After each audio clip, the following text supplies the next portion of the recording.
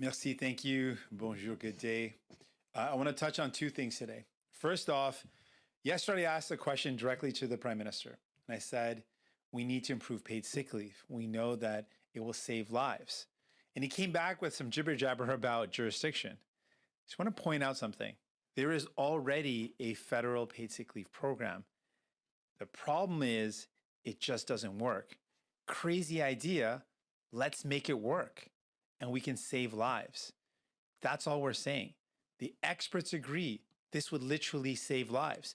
In the States, the Biden administration put in a paid sick leave program, and there's some evidence that it saved 50% of the mortalities. It literally will save lives. People that are right now going to work sick will not go to work sick if the paid sick leave program works. And we're saying clearly, instead of being petty and fighting with Doug Ford, Justin Trudeau should just fix this program. Just make it better. It needs to be more flexible. It needs to have more money so that people can have their full day's work covered. And it needs to be quicker. That's it. Those three fixes will mean that this will work and will save lives. That's what we're asking for. We don't want a leader that hides behind jurisdiction. We want a leader that finds solutions. And we've got the solution. Just fix it. And we can save lives. Secondly, what is happening right now and what's been happening in the Canadian Armed Forces has sent a chilling message to women, not just in the military, but across the country, that women are not listened to and women are not safe. If a woman can raise a concern and it goes to the highest office and nothing is done, that is a horrible message being sent to women across this country. So it is not good enough for Justin Trudeau to come up with excuses and say what he knew and when he knew it. He knows it now. He knew it. What is he going to do about it? The minister announcing another inquiry. First of all, I have incredible respect for Justice Arbour, incredible person who's going to do great work. But we have a report, the Deschamps report from 2015. The point of reports isn't to say when we're in damage control, let's just launch another report. The goal should be what is happening to make women safe? What is being done to acknowledge the climate and the culture which is dangerous to women in the armed forces, and what is being done to fix it? What is being done to make sure women are listened to? What is being done to make sure if an allegation is raised, a concern is raised, that there are steps taken, it is not just ignored? That's what we want to see.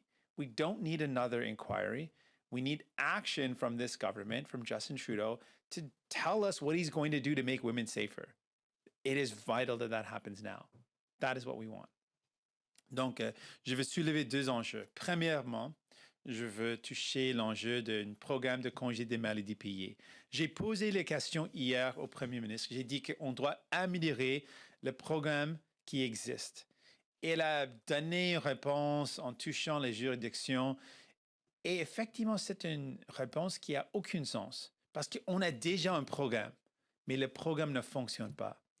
Au lieu d'avoir un débat entre Justin Trudeau et Doug Ford, qui n'est pas utile, qui ne sauve pas les vies, ce qu'on exige le gouvernement de faire, ce qu'on exige Justin Trudeau de faire, c'est d'améliorer les programmes qui existent pour sauver les vies. Et faites-le tout de suite. Deuxièmement, je veux toucher ce qui se passe dans les forces canadiennes. À ce moment, le message qui était déjà envoyé aux femmes à travers les pays, c'est que les femmes ne sont pas acquittées et les femmes ne sont pas sécuritaires. Et c'est injuste. On doit le changer et on doit le changer immédiatement. La réponse que le gouvernement a donnée, ils ont maintenant lancé une autre enquête. Je respecte énormément Madame Justice Arbour. Elle est incroyable. Mais ce n'est pas la solution. On a déjà eu un rapport de 2015, le rapport Deschamps, mais le gouvernement libéral n'a pas agi et n'a pas pris des actions concrètes pour faire quelque chose pour protéger les femmes. Donc, c'est exactement ce qu'on exige le gouvernement de faire. J'exige personnellement, Justin Trudeau, de prendre des actions concrètes pour sauver et protéger les femmes, pour changer la culture qui existe et pour prendre des actions concrètes pour écouter les femmes et répondre aux allégations. Ça, c'est ce qu'on veut voir, pas une autre enquête. Donc, merci beaucoup. Thank you very much. Avec ça, je suis prêt pour vos questions. I'm ready for your questions. We'll now start the question period. As a reminder, one question and one follow-up. Nous allons maintenant débuter la période de questions. Une question et une question de suivi. Opératrice, avons-nous une première question? Merci. Alors, pour toute question, n'hésitez pas de faire étoile 1. For all questions, please press star 1. Nous avons une question de Geneviève de CBC Radio-Canada. La parole est à vous. Oui, merci de prendre ma question. Bonjour, M. Singh. En Bonjour. fait, vous y avez fait allusion un peu en parlant du rapport Deschamps. Il y a une enquête qui a été réalisée en 2015, un rapport qui était quand même déjà assez accablant par rapport aux inconduites sexuelles au sein des Forces armées canadiennes. Alors, est-ce que vous trouvez que c'est acceptable que 6 ans plus tard, on refasse un exercice qui est en quelque sorte similaire? Merci pour la question. Et non, c'est pas du tout acceptable. C'est la mauvaise chose à faire. Ce que le gouvernement doit faire, c'est de montrer les actions. C'est quoi le point d'avoir une autre enquête, qu'on a déjà eu une enquête et le gouvernement libéral n'a pas agi? Il n'a pas pris des actions concrètes après avoir un rapport. Donc, dans mon avis, ce qu'on voit, c'est un gouvernement qui essaie de cacher le problème avec une enquête au lieu de régler le problème avec des actions concrètes. Ça, c'est la différence. Et c'est complètement inacceptable. C'est complètement la mauvaise chose à faire d'avoir une enquête au lieu de prendre au sérieux le problème. Le problème, c'est que les femmes ne sont pas écoutées. Les femmes ne sont pas sécuritaires à ce moment. Donc, c'est quoi les actions concrètes pour écouter les femmes, pour répondre aux allégations et pour s'assurer que les femmes dans les forces canadiennes et à travers le pays sont sécuritaires et protégées?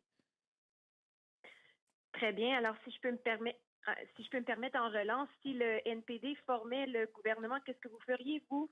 Quelle action concrète est-ce que vous entreprendriez?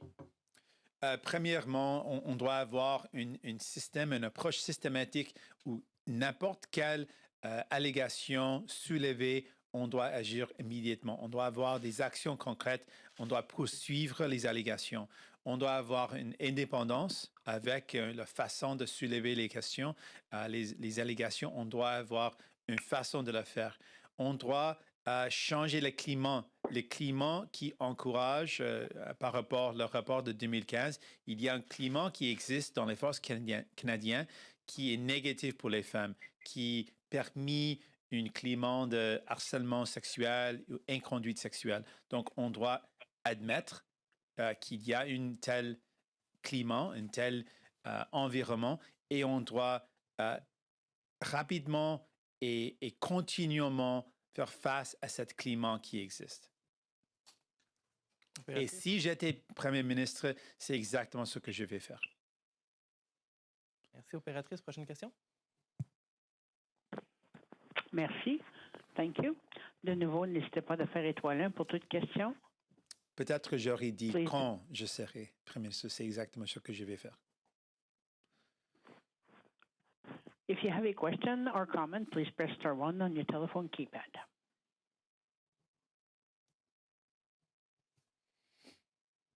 There are no further questions registered at this time. I would like to turn back the meeting over to you. Il n'y a plus de questions pour le moment, alors j'aimerais vous retourner l'appel. Parfait. Nous allons procéder avec les questions dans la salle. Première question. Bit of a Canadian standoff. AKA people being more polite than the other. Canadian standoff. Hey, Mr. Singh. David Thurton, CBC News. Good to see you. Good to see you. Doesn't today's announcement go in the right direction, at least? It brings about something that you've been calling for, to have like this independent force, this independent office outside of the structure of the Canadian Armed Forces to investigate complaints and serious allegations. So isn't that a step in the right direction? No, because this isn't a system that's being set up. This is a one-time inquiry by a very respectable, incredible Justice Arbour. But what we want is actions. And there was a report in 2015. So really, this looks like damage control. This looks like a Liberal government that said, we're caught having completely failed women. What do we do now? Instead of actually taking concrete steps to do something, to protect women, to make sure women are listened to make sure that complaints are followed up, instead of those concrete steps, what they're doing is hiding behind an inquiry when they've already have the results of one in 2015 that lays out steps they can take right now. And that's my problem. They're not taking steps. They're not making sure that women are safe, that concerns are going to be followed up. And like, what is the prime minister doing right now? The fact that the prime minister knew this, what is a prime minister doing? To say that, okay, now we're going to do another inquiry, that is not action. That is not leadership. That doesn't protect women right now. Global News is reporting that General Jonathan Vance was under investigation, and that investigation, just before he was reported to the Chief of Defense Staff, and that investigation was wrapped up just before he was appointed. What does that say about the culpability here? Does it extend beyond just the Trudeau government? Do other political parties need to take responsibility for the mess that is allegedly at the top of the Canadian Armed Forces? Sadly, this is a case where, yes, both the Conservative and the Liberal governments have both failed women and have both contributed to this climate which is permitting sexual misconduct or a sexualized environment, as the report indicated in 2015. But right now, we've got 6 years that the Liberal government's been in power. Certainly, we can blame the Conservative government. They are absolutely at fault as well. But right now, Justin Trudeau has been in power for 6 years, had ample opportunity to do something about this. The complaint made it to his office, and he did nothing. Like, what does that say about someone who says they're an ally to women, that they're going to stand up and be a feminist and fight for women, when here's a real example of exactly the type of courage we need to take, which is to say, if there's an allegation against someone, if a woman raises that, they have to be followed up on. Like a pretty basic thing you would think. If a serious allegation goes to the ombudsman, makes it to the defense minister, makes it to the prime minister's office, you would think something would happen. And the lack of any concrete action just is a disrespect and a horrible message that's sent to women. And that's what we've got to fix. That is what we have to fix right now. Chris Reynolds, Canadian Press. Just to follow up on David's question, Erin O'Toole, the current Conservative leader, was appointed Veterans Affairs Minister at the beginning of 2015, I believe, a few months before Vance was named Chief of Defense Staff. So he says that he looked into a rumor. He had a rumor that he'd heard about an inappropriate relationship with a subordinate investigated. Does that relieve him of culpability? At the end of the day, I mean, the Conservatives certainly made mistakes, but we've got like a 6-year record of a prime minister that's been in power for 6 years. This has been going on since 2015. What has Justin Trudeau done? That's really the question. Like, he's been in power for 6 years. We can go back beyond that and look what happened in 2015 and 2014. But we have right now a government that's in power that is clearly aware of what happened. Clearly, these concerns were raised to the defense minister, current defense minister, this government, and they didn't do anything. That is what we're up against. And that is a horrible, horrible thing for women, not just in the Canadian forces, but Canadian women across Canada looking at this and saying, what the heck? If something makes it to the prime minister's office and the defense minister's office, nothing's going to happen. That is a horrible message. When you sit back and sit with what that means, that is messed up. As you and Justice Deschamps and others have pointed out, some of the central recommendations from Marie Deschamps' report in 2015 are still sitting on the shelf. And one of those is establishing a truly independent center outside of the chain of command of the military to receive and investigate reports of misconduct, sexual misconduct, anything from inappropriate behavior to criminal behavior. So I'm wondering, is it the responsibility then of Minister Sajjan, the defense minister now, should he be setting that up as we speak, that sort of center, independent of chain of command? Well, that to me would be an example of something more concrete. Like that's taking some action, acknowledging that it doesn't make sense, that if someone is complaining about inappropriate conduct and to go to the superior who is in charge of you doesn't seem like it's a very logical way to raise concerns. So having some independence, which other countries have set up, does make more sense. But that's what we need to see. We need to see the actual steps to take that are being taken right now to remedy the problem, not to do a further inquiry when we have one in 2015, which effectively was done and then has just collected dust. So what's to say that this new one doesn't just happen and then collect dust again? We need to see action. And this is really serious. So we can't, like the fact that after all this, the allegations raised, the whole question about who knew what when, the response of the Liberal government is, after all of this and all the pain that's been that's gone on, that the response is, okay, we're going to do another inquiry, is really insulting. And that's what it comes down to. What is the actual concrete action that's going to be taken now to protect women, to make sure they're listened to make sure allegations are followed up on, to have a better way to raise allegations? Like, that's the type of stuff we want to see. And we want to see this taken seriously so that we can undo this horrible harm that's so far gone on. Thank you. We'll go check on the phone one last time if we have any questions. Opératrice, avons-nous une question? Please press star 1 if you have a question. N'hésitez pas de faire étoile 1 pour toute question. There are no questions registered at this time. Il n'y a pas de questions pour le moment. Thank you. I believe we have one last question in the room. Hey, Mr. Singh, David Thurton again. Last night, Biden addressed Congress. He spoke about a lot of things, including, $15 minimum wage, taxing the wealthiest of Americans. You surprised to hear that from him, from a Democratic vice president, that kind of rhetoric coming out of the U.S.? I mean, it's a sign of the times. Like, that's where people are at. Like, people are angry. They are frustrated. This is a rigged economy. And if you are at the very top, you get by no problem. If you are at the very top of this economy, you are ultra wealthy. You get tax havens where you hide your money, don't pay your fair share. You're a wealthy web giant company that makes money off of Canadians, that pays no taxes here.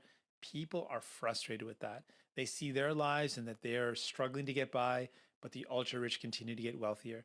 In Canada, the 44 wealthiest billionaires increased their wealth by something like 62 billion and counting in this pandemic. The ultra rich keep on getting richer. They have a system that is in their favor, and people are fed up with it. So it is encouraging to see that there's some steps being taken by the Biden administration, at least some signaling. And it's really helpful because Trudeau has been setting himself up as like, I'm not as bad as Trump, or I'm not as bad as that. And that is a bad metric. If your goal is to be, I'm not as bad as someone else, that is not leadership. That is not inspiring. What we should be doing right now in this pandemic is exactly that. We've said the Liberals are not taking the measures that we've said that need to be taken. A wealth tax on the ultra rich, a pandemic profiteering tax, closing tax loopholes, making sure web giants pay their fair share. That's leadership. That's making sure the ultra rich pay their fair share. And Biden's been signaling it, which is really encouraging. And we want to see that happen in Canada so the burden doesn't fall on families, on workers, on small businesses. I don't know. Does it make you a bit jealous? Yeah. Well, I mean, I just want to see it happen. In societies that there is massive inequality, it is worse for everyone. It is less safe. People have less civic engagement. People participate less in society. It is worse for everyone. And societies that have more equality, more equity, better fiscal systems, it is better for everyone. Everyone is safer. Everyone is more engaged. People participate more in society. I believe it is in the best interest of everyone to have a system where the ultra wealthy pay their fair share and we invest that back in each other. It is better for everyone. And that's why I'm going to keep on fighting for it. Thank you. This concludes the press conference. Ceci m'a fait la conférence de presse. Merci. Merci.